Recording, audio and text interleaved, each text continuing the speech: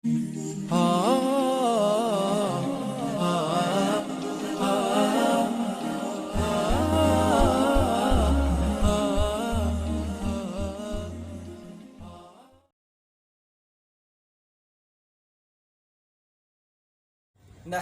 व नुसल्ली व नुसल्लिमु अला रसूलिहिल करीम, अम्मा बाद।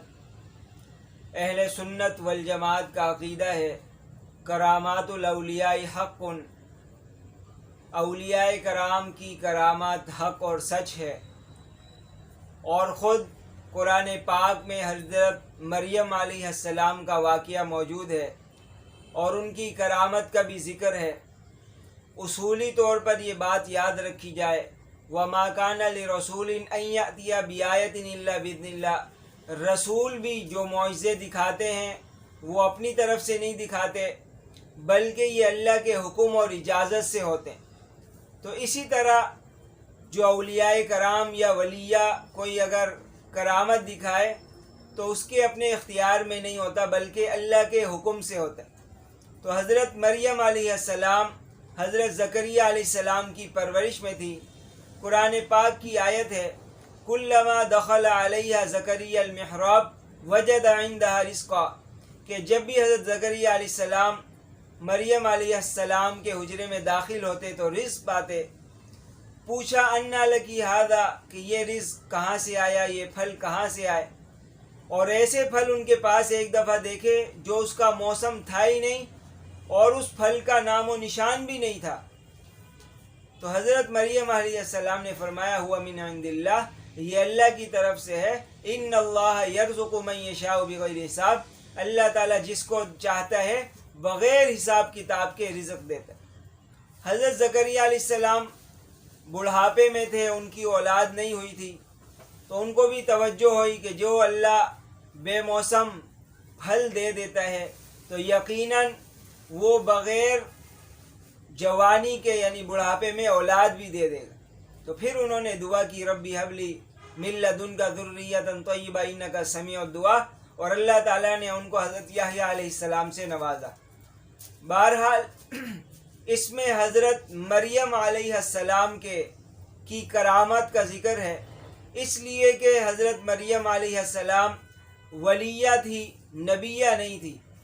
तो पता चला गैर नबी से जो भी खर्क़ आदत काम होता है उसको करामत कहते हैं।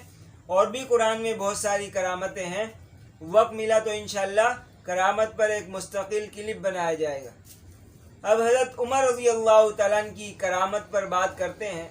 हज़रत उमर रज़ियल्लाहु तआला अन्हु बेशुमार करामात वाले हैं। ख़ुद नबी करीम सल्लल्लाहु अलैहि वसल्लम के ज़माने में वाक़िया लिखा है, हज़रत अबू ज़र रज़ियल्लाहु तआला अन्हु नबी करीम सल्लल्लाहु अलैहि वसल्लम के साथ थे। हज़रत अबू बकर, हज़रत उमर, हज़रत उस्मान, हज़रत अली रज़ियल्लाहु तआला अन्हुम और दीगर सहाबा भी जमा हुए। नबी करीम सल्लल्लाहु अलैहि वसल्लम ने 7 या 9 कंकरियाँ अपने हाथ में ली, तो वो कंकरियाँ तस्बीह पढ़ने लगी और सारी मजलिस वाले उस कंकरी की तस्बीह को सुनने लगे। नबी करीम सल्लल्लाहु अलैहि वसल्लम ने नीचे रख दी। फिर वो कंकरियाँ सिद्दीक़ अकबर रज़ियल्लाहु तआला ने अपने हाथ में उठाई, तो फिर वो तस्बीह पढ़ने लगी। उन्होंने रख दी। हज़रत उमर रज़ियल्लाहु तआला ने अपने हाथ में उठाई तो वो तस्बीह पढ़ने लगी। इस तरह हज़रत उस्मान, हज़रत अली रज़ियल्लाहु तआला अन्हुम ने उठाई तो वो तस्बीह पढ़ने लगी। और दीगर जब मजलिस के शुरका ने उठाई तो उसने तस्बीह पढ़ना बंद कर दी। तो ये नबी करीम सल्लल्लाहु अलैहि वसल्लम के हाथ में कंकरियों का पढ़ना, ये नबी करीम सल्लल्लाहु अलैहि वसल्लम का मौजज़ा था।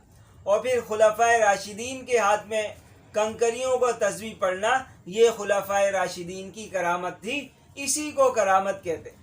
अब हज़रत उमर रज़ियल्लाहु तआला अन्हु की 4 करामत का ज़िक्र करते हैं। एक करामत तो बड़ी मशहूर है।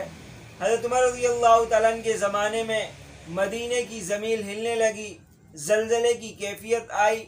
हज़रत उमर रज़ियल्लाहु तआला ने एक कोड़ा ज़मीन पर मारा कि कहा कि रुक जा, क्यों हिलती है, क्या तुझ पर जुल्म हुआ है, मैंने तुझ पर जुल्म किया हो तो बता। तो ज़मीन जो है ये सुनकर थम गई और बिल्कुल रुक गई। दूसरी करामत, हज़रत उमर रज़ियल्लाहु तआला ने हज़रत सारिया रज़ियल्लाहु तआला को लश्कर का अमीर बनाकर कहीं भेजा था जिहाद करने के लिए। تو وہ جب جہاد کر رہے تھے یا کہیں پر جا رہے تھے، اس وقت ان کا کافر کے لشکر سے آمنا سامنا ہوا، ان کا مقابلہ شروع ہوا، اور ایسا ہوا کہ کسی نے پیچھے سے بھی حملہ کر دیا، دوسرے لشکر والوں نے۔ قریب تھا کہ دونوں طرف سے حملہ ہو کر وہ شکست کے قریب پہنچتے، لیکن اسی دوران انہوں نے ایک آواز سنی کہ اے جاریہ، پہاڑ کی اوٹ میں ہو جاؤ۔ اب اس کا واقعہ کیا ہوا؟ حضرت عمر رضی اللہ تعالیٰ عنہ جمعے کا خطبہ دے رہے تھے۔ خطبہ دیتے دیتے اچانک کہنے لگے، یا ساریہ الجبل الجبل، کہ اے ساریہ، پہاڑ کی اوٹ میں ہو جاؤ، پہاڑ کی اوٹ میں ہو جاؤ۔ سارے صحابہ جو سن رہے تھے حیران ہو گئے کہ یہ کیا کہہ رہے ہیں۔ حضرت علی رضی اللہ تعالیٰ نے فرمایا کہ یقیناً اس کے پیچھے کوئی وجہ ہوگی۔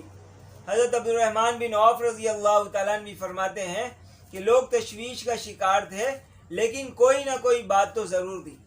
حضرت عمر رضی اللہ تعالیٰ سے پوچھا گیا تو فرمایا کہ میں نے ایک لشکر بھیجا ہوا ہے، مجھے یہ خیال ہوا کہ کہیں اس لشکر کا گھیراؤ چاروں طرف سے دشمنوں نے نہ کر لیا ہو اور کہیں جو ہے ان کو شکست نہ دینے لگے ہو، تو اس کی وجہ سے بے اختیار میرے منہ سے نکلا یا ساری الجبل الجبل۔ اور ایک اور تاریخی روایت میں یہاں تک آتا ہے کہ وہ منظر حضرت عمر رضی اللہ تعالیٰ کے سامنے کر دیا، تو جب دیکھا کہ حضرت ساریہ رضی اللہ تعالیٰ ایک لشکر سے مقابلہ کر رہے ہیں، دوسرا لشکر پیچھے سے حملہ کرنے کے لیے آ رہے اور یہ چاروں طرف سے گھر جائیں گے، تو انہوں نے فوراً کہا، کہتے میں نے فوراً کہا کہ اے ساریہ، پہاڑ کی اوٹ میں ہو جاؤ۔ پہاڑ کی اوٹ میں ہونے سے فائدہ یہ ہوگا کہ پیچھے سے پہاڑ ہوگی تو کوئی حملہ نہیں کر سکے گا، باقی طرف سے حملہ ہوگا تو آرام سے اس کو کور کر لیا جائے گا۔ تو اس طرح اللہ تعالیٰ نے حضرت عمر رضی اللہ تعالیٰ کی بات سے یا ساری الجبل الجبل کی برکت سے لشکر والوں کو شکست سے بھی محفوظ رکھا اور اللہ تعالیٰ نے ان کو فتح سے سرفراز کیا۔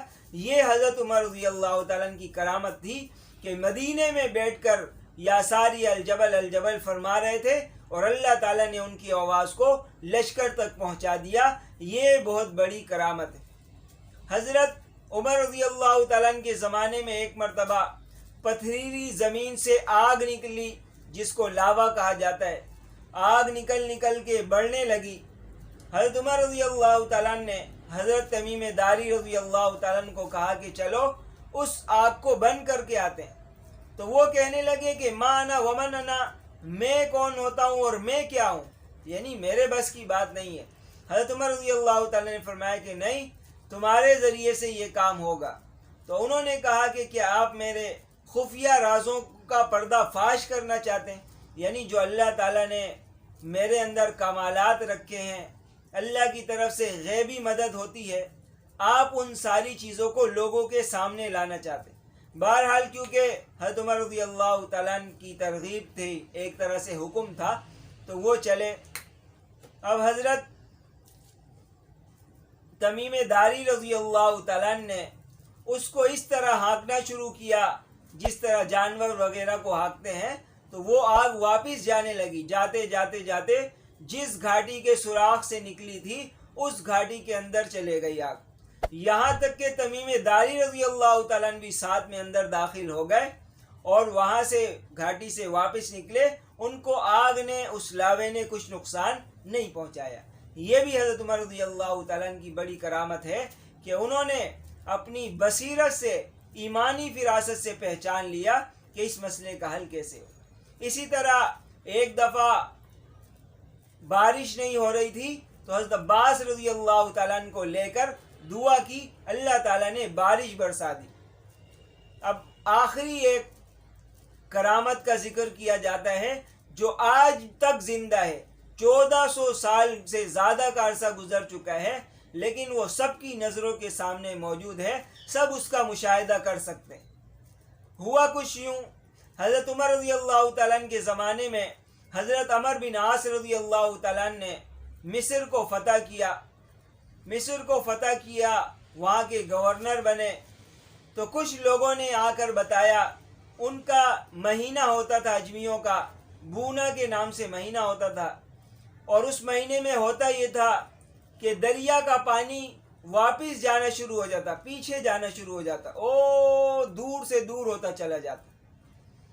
تو پھر وہ یہ کیا کرتے تھے کہ خوبصورت کنواری لڑکی کو لیا کرتے، اس کے ماں باپ کو راضی کر کے سونا چاندی وغیرہ دے دلا کے راضی کرتے، پھر اس لڑکی کو دلہن بناتے، اس کو زیورات سے آراستہ کرتے، اور آراستہ کرنے کے بعد اس کو دریا میں ڈال دیتے تو وہ دریا دوبارہ چڑھنا شروع ہو جاتا۔ تو اب کیونکہ اسلامی حکومت آ گئی تھی، حضرت عمر بن عاص رضی اللہ تعالیٰ عنہ بڑے اور سربراہ تھے، تو ان کے پاس آ کے اجازت لینی چاہیے کہ ہماری یہ ترتیب ہے، آپ بتائیں کہ ہم اس طرح کا کام کریں یا نہیں کریں، کیونکہ آپ کی حکومت ہے۔ تو انہوں نے کہا کہ اسلام اس بات کی اجازت نہیں دیتا کہ کسی مظلوم کو، کسی لڑکی کو ناحق دریا میں ڈال دیا جائے۔ اب ہوا کچھ یوں کہ پانی جو ہے واپس جانا شروع ہوا، لوگوں نے دیکھا کہ پانی واپس چلے جائے گا تو ہماری معاشی زندگی خراب ہو جائے گی، تو وہ آہستہ آہستہ ہجرت کے لیے تیاری کرنے لگے۔ حضرت عمر بن عاص رضی اللہ تعالیٰ نے یہ صورتحال دیکھی، حضرت عمر رضی اللہ تعالیٰ کو خط لکھا کہ یہ صورتحال ہے، آپ بتائیں کہ میں کیا کروں۔ حضرت عمر رضی اللہ تعالیٰ نے 2 خط لکھے کہ تم نے صحیح کیا، اسلام میں ایسی اجازت نہیں ہے، اور اس خط میں یہ لکھا تھا کہ دوسرا خط یہ دریائے نیل میں ڈال دینا۔ تو حضرت عمر بن عاص رضی اللہ تعالیٰ نے خط کھول کر دیکھا تو اس میں لکھا ہوا تھا، امیر المومنین اللہ کے بندے عمر بن خطاب کی طرف سے دریائے نیل کے نام یہ خط ہے، اور آگے لکھا تھا کہ اگر تو اپنی مرضی سے چلتا ہے تو تو جیسے چاہے چلے، ہمیں تیری کوئی پرواہ نہیں، لیکن اگر تو اللہ کی مرضی سے چلتا ہے تو ہمیں یقین ہے کہ اللہ تعالیٰ تجھے چلا کر رہیں گے، اس لیے کہ ساری کائنات کا ذرہ ذرہ اللہ کے حکم کے تابع ہے۔ یہ فرمانا تھا، یہ خط ڈالنا تھا کہ وہ دریا پھر آج تک چڑھا ہوا ہے، کبھی اس کا پانی دور نہیں گیا، کبھی ختم نہیں ہوا۔ حضرت عمر رضی اللہ تعالیٰ عنہ کے اس خط کی برکت سے آج تک دریائے نیل رواں دواں ہے، کبھی وہ رکا نہیں ہے۔ یہ تھی حضرت عمر رضی اللہ تعالیٰ عنہ کی کرامات، جو میرے اور آپ کے لیے ایک نمونہ ہے کہ ان کی اعمال اور ایمان کی کیفیت اتنی مضبوط تھی کہ اللہ تعالیٰ غیب سے ان کی مدد کا اہتمام کیا کرتے تھے۔ اللہ تعالیٰ ہم سب کو حضرت عمر فاروق رضی اللہ تعالیٰ عنہ کے نقش قدم پر چلنے کی توفیق عطا فرمائے۔ اللہ اللہ